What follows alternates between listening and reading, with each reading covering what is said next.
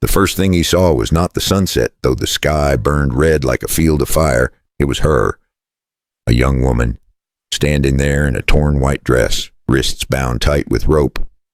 Her face streaked with blood and dust, her body marked by lashes that had cut deeper than skin. The wind tugged at her hair, but her eyes were empty, the kind that told you life had already gone someplace else. Now ask yourself this: what would you do if you came upon that sight? A stranger begging for death, her voice dry as sand, her spirit already gone. Would you walk away, telling yourself it was not your fight, or would you step forward, knowing that by doing so you might inherit every piece of her misery?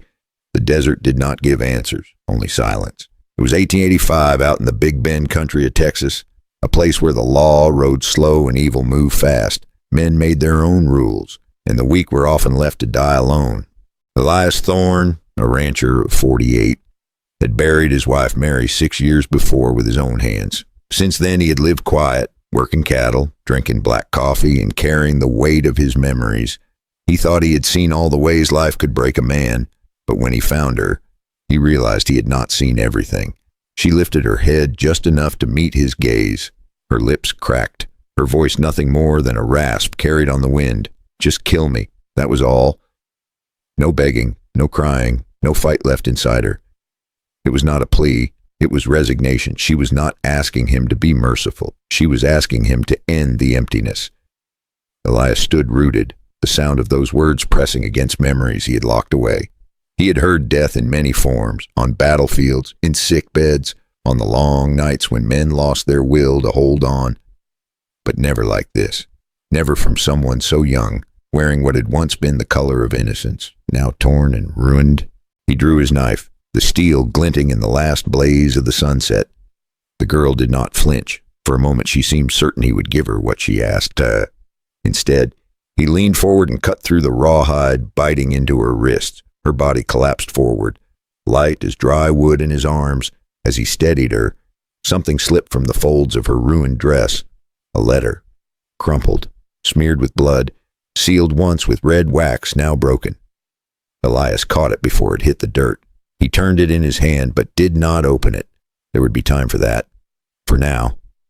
The only truth that mattered was the faint breath still clinging to her chest. He lifted her onto his horse, the animal shifting beneath the added weight. The desert stretched out in every direction, silent and merciless. The trail back to his ranch would be long, and the night was already rising. But Elias knew one thing. He was not leaving her there to die. Not in that dress, not with those scars, not with those words echoing in his ears. As he mounted up and turned for home, the last light of the sun slipped behind the ridge. Darkness crept fast across the land, and with it came questions no man could ignore. Who had left her like this? Why was she marked by cruelty so deliberate? And what secret lay hidden inside that blood-stained letter? This was not just a rescue.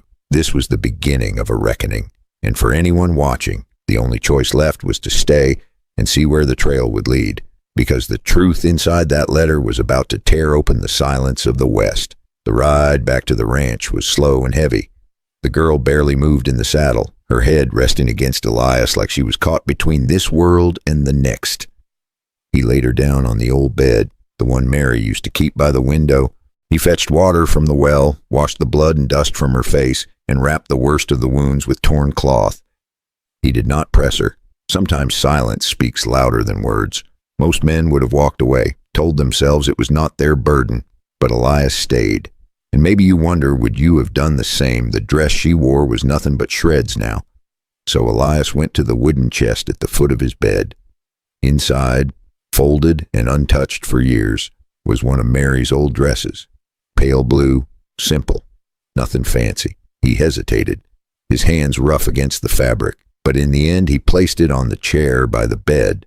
When she woke, if she woke, she would not have to wear rags. He sat down by the table, the lantern throwing shadows on the walls.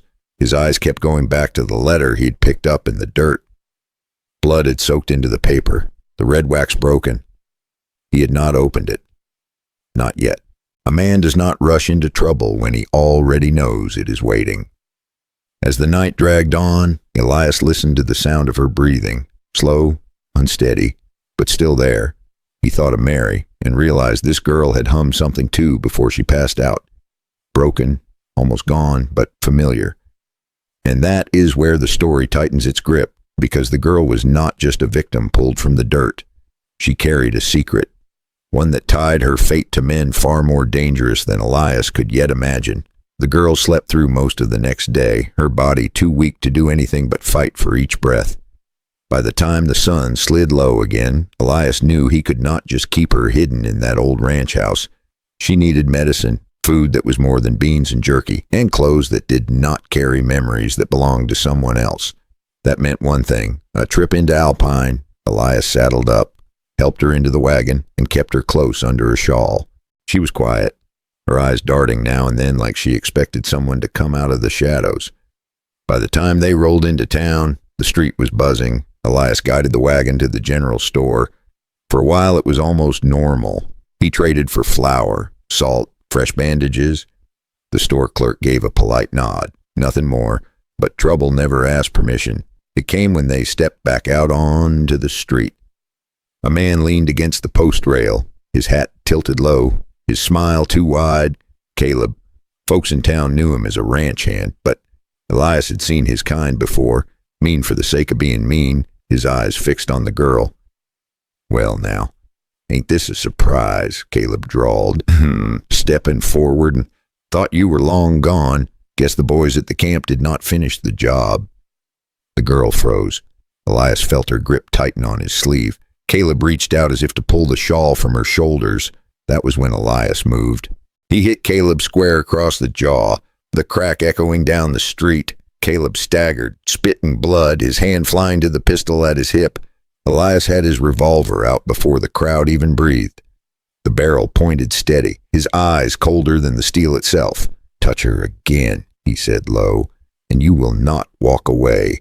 For a long moment no one moved. Then Caleb lowered his hand, rage burning in his face. "You think this ends here?" he hissed. "The camp will come. She belongs to us." He spat in the dust and stumbled off, holding his jaw. The crowd that had gathered backed away, whispering. Some looked with respect, others with fear. The girl said nothing, but when Elias turned to help her back into the wagon, she met his eyes. For the first time there was something there. Not hope, exactly, but the faintest flicker that maybe she was not alone anymore. They rode out of town with the sun dropping behind the ridge. Elias kept the reins steady, but inside his chest burned a fire he had not felt in years. He knew what Caleb meant. Men like that never forgot an insult. They would come, and when they did, he would be ready. Stories like this are the reason folks keep listening, because out here in the Old West, every stand for justice carried a price, and the question was always who would pay it. If you want to keep following Elias and this young girl to see how far this fight for right will reach, now is the time to subscribe so you do not miss what happens next. Night settled heavy across the ranch. The wind moved low through the mesquite, carrying with it a silence that was not natural. Elias felt it long before he heard anything. Years of living out here had taught him the land talks to a man if he's willing to listen. Tonight, the land was whispering trouble. Inside the house, the girl sat by the lantern, her face pale but her eyes sharper now, watching every flicker of the flame like it was her last comfort. Elias checked the door, checked the rifle leaning by the window, and stepped out onto the porch. The sky was wide open, stars spread like dust across black velvet. Somewhere out there, he knew, men were riding. He did not have to wait long. Hooves beat against the dirt. 3 riders cutting through the dark. They pulled up short of the porch, their horses restless, their silhouettes sharp against the starlight. Caleb was not with them, but his voice was in their words. "You got something that belongs to us." One of them called out. Elias leaned against the post, calm as if he were talking about the weather. "The only thing I got here is cattle and a roof that leaks when it rains." The men shifted in their saddles. Another spoke, his voice harder. "She was marked. She was sentenced. You bring her out, or we'll come in and take her." Elias let the silence stretch. Then he stepped down from the porch, slow, steady, the kind of walk that makes a man wonder if he's staring at his last mistake. He carried nothing in his hands but a lantern. He led them not toward the house, but toward the old shed near the barn.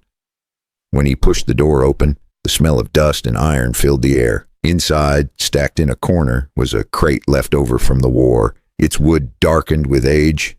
Elias set the lantern on top, the light catching the faint stenciled letters, explosives. He turned back to the men, his eyes cold. "You ride back and tell Caleb this place is off limits. Next step you take." I drop this lantern. None of us walks away. The horses snorted, uneasy. One of the riders cursed under his breath. Finally, one of them pulled at his reins. "This ain't finished," he spat. "You can't hold out forever." Elias did not move. He just stood there, lantern balanced in his hand, steady as stone, one by one. The riders turned their horses and melted back into the dark, the sound of hooves fading until the night was quiet again. He let out a breath he had been holding, lowered the lantern, and walked back to the porch. Inside the house, the girl had not moved, but when their eyes met, she gave the smallest nod. Not gratitude, not yet, but something closer to belief. Elias set the lantern back on the table, his hand brushing the unopened letter. He knew the fight was far from over. Men like Caleb did not forgive, but for tonight the ranch still stood, the girl still breathed, and the silence of the desert once more belonged to the crickets and the wind, and that is the kind of stand folks out west remember. Not because of the gunfire, but because one man chose to draw the alleys and dared the world to cross it. Morning came soft after that long night. The ranch looked the same fences, the same old barn, the same hills stretching far into the desert. But inside the small house, something had changed. The girl was still alive. The riders had been turned back, for the first time in a long while. Elias felt like he had not just survived the night, but won something worth holding. In the days that followed, the girl began to heal. Her name was Marin. At first she spoke little, her voice thin, but she found strength enough to move again. She tended the stove, poured coffee, even planted sage by the window where Mary once kept her herbs. Small things, but to Elias they meant the world. And it makes you think how many of us notice such small victories in our own lives. He never pressed her to talk about what she had been through. A man who has buried pain knows better than to dig into someone else's. Instead, he showed her the land, the cattle moving slow through the pasture, the way the Rio Grande cut across the rocks, the mountains burning red in the evening light. Bit by bit, the silence that once hung heavy between them began to turn into something else, something almost peaceful. One evening, as the sun dipped low, Elias heard a sound that stopped him cold. Marin was singing. Not much, just a tune carried soft and steady, but it was whole this time, not broken like before. He stood in the doorway and listened, not wanting to disturb the moment. It was not Mary's song, not exactly, but it carried the same warmth, and for Elias, that soft tune was louder than any gunshot he had ever heard. It meant hope was alive, and in that sound, he realized healing had begun.